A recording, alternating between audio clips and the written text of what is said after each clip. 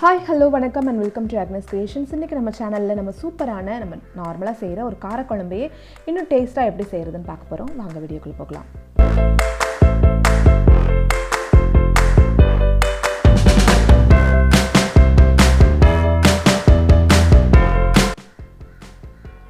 ஒரு பெரிய அகலமான கடாயை எடுத்துகிட்டு அதில் 3 டேபிள் ஸ்பூன் அளவுக்கு நல்லெண்ணெய் விட்டுக்கோங்க. நல்லெண்ணெய் நிறைய சேர்க்கும்போது டேஸ்ட் அதிகமாக இருக்கும்.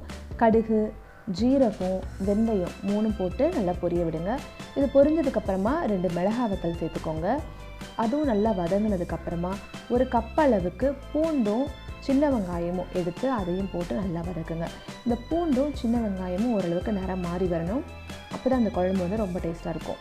இப்போ இதில் கொஞ்சமாக உப்பும் பெருங்காயத்தூளும் சேர்த்துக்க போகிறோம். இது சேர்த்துட்டு இது நல்லா வதக்கிக்கலாம். இப்போ நம்ம இதில் ஒரு கைப்பிடி அளவு கருவேப்பிலை சேர்த்துக்கலாம்.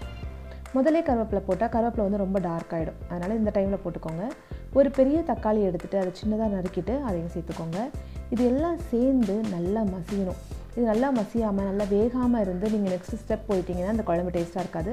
ஸோ இது நல்லா மசிஞ்சு இந்த எண்ணெயோடு சேர்ந்து நல்லா வதங்கி வரணும். பாருங்கள், இந்த மாதிரி இருக்கும். இப்போ நம்ம கத்திரிக்காயை கட் பண்ணிவிட்டு கருக்காமல் இருக்கிறதுக்காக தண்ணியில் போட்டு வச்சுருக்கோம். இதை தண்ணியை நல்லா வடிகட்டிட்டு இந்த கத்திரிக்காயை இந்த மசாலாவோடு சேர்த்து போட்டு ஒரு 2 to 3 மினிட்ஸ் நல்லா வதக்குங்க. இது நல்லா வதங்கினதுக்கப்புறமா நம்ம இதில் மசாலா சேர்த்துக்க போகிறோம். நான் வந்து மஞ்சள் தூளும் குழம்பு மிளகாத்தூளும் சேர்த்துருக்கேன். குழம்பு மிளகாத்தூள் என்னோடய மிளகாத்தூள் வந்து ரொம்ப காரமாக இருக்கும். அதனால் ஒரு 4 டீஸ்பூன் அளவுக்கு சேர்த்துருக்கேன். உங்களுடைய குழம்பு மிளகாத்தூள் எவ்வளோ காரமாக இருக்குமோ அதுக்கு தக்கன நீங்கள் கூட குறைய சேர்த்துக்கோங்க. குழம்பு மிளகாய்த்தூள் இல்லைன்னா மிளகாய்த்தூளும் தனியாத்தூளும் சேர்த்துக்கோங்க. உதாரணத்துக்கு 1 டீஸ்பூன் மிளகாய்த்தூள் சேர்த்துக்கிறீங்கன்னா 2 டீஸ்பூன், அதாவது டபுள் மடங்கு தனியாத்தூள் சேர்த்துக்கணும். அந்த மாதிரி சேர்த்துக்கோங்க. சேர்த்துட்டு இதை நல்லா வதக்குங்க. இதோட பச்சை வாசனைலாம் போனதுக்கப்புறமா ஒரு எலுமிச்சம்பழ அளவுக்கு புளி நம்ம எடுத்து ஊற வச்சு கரைச்சி வச்சுருக்கோம், அதை சேர்த்துக்கணும். இது 2வது கரைச்ச புளி தண்ணி, இல்லை நார்மல் தண்ணியும் சேர்த்துக்கலாம். இதை சேர்த்துட்டு இதை நம்ம என்ன பண்ணணும்னா நல்லா வேக விடணும்.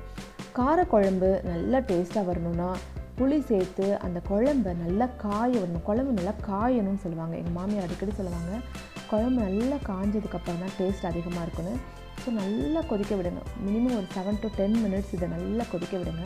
இது நல்லா கொதித்து அந்த மசாலாவோட பச்சை வாசனைலாம் போகி அதோட அளவும் குறைஞ்சி வரும். இந்த டைமில் நம்ம டேஸ்ட் பார்த்துட்டு உப்பு எவ்வளோ தேவையோ அந்தளவுக்கு நம்ம உப்பு சேர்த்துக்கலாம். இது வந்து பெரியவங்கலேருந்து சின்னவங்கலேருந்து எல்லாருமே சாப்பிட்ற மாதிரி இந்த காரக்குழம்பு இருக்கணும். அதனால இதுக்கு ஒரு டிப்ஸ் என்னென்னா, நான் வந்து தேங்காய் பால் சேர்த்துக்கிறேன். சும்மா ஒரு 1/2 கப் அளவுக்கு தேங்காய் எடுத்துகிட்டு அதை நல்லா அரைச்சிட்டு பால் எடுத்து புழிஞ்சிட்டு அதை சேர்த்துக்கோங்க. டைரெக்டாக தேங்காவை அரைச்சி சேர்க்காதீங்க. இந்த மாதிரி தேங்காய் பால் சேர்க்கும்போது இது வந்து குழந்தைங்கள்லேருந்து பெரியவங்க வரைக்கும் இந்த காரக்குழம்பு சாப்பிட்றதுனால வயிறு எரிச்சலோ காரமோ வயிற்றில் எது பிரச்சனையோ ஏற்படாது. இந்த தேங்காய் பால் சேர்த்ததுக்கப்புறமும் இது நல்லா கொதிக்கணும். அப்போ தான் நீங்கள் தேங்காய் பால் சேர்த்துருக்கேன்னு சொன்னால் கூட தெரியாது, நம்ப மாட்டாங்க. தேங்காய் பால் சேர்த்துருக்கதே தெரியாத அளவுக்கு இந்த டேஸ்ட் வந்து ரொம்ப நல்லாயிருக்கும். நல்லா இது கொதித்து கெட்டியாகி எண்ணெய் பிரிஞ்சு வரணும். அது வரைக்கும் நம்ம இதை காய விடணும். இந்த குழம்பு வந்து இறக்கி ஸ்டவ்லேருந்து இறக்கி வச்சதுக்கப்புறம் அப்படியே ஒரு 10 நிமிஷம் அது நிறம்லாம் மாறி ரொம்ப டேஸ்ட்டாக மாறிடும். குழம்பு அவ்வளோதான், ரெடி ஆகிடுச்சு. ஆனால் அந்த குழம்பு இறக்குனதுக்கப்புறம் எப்படி இருக்குன்னு காட்டுறேன். பார்த்திங்கன்னா நல்ல கெட்டியாக இருக்குது. சாதத்தில் போட்டு காட்டுறேன் பாருங்கள்.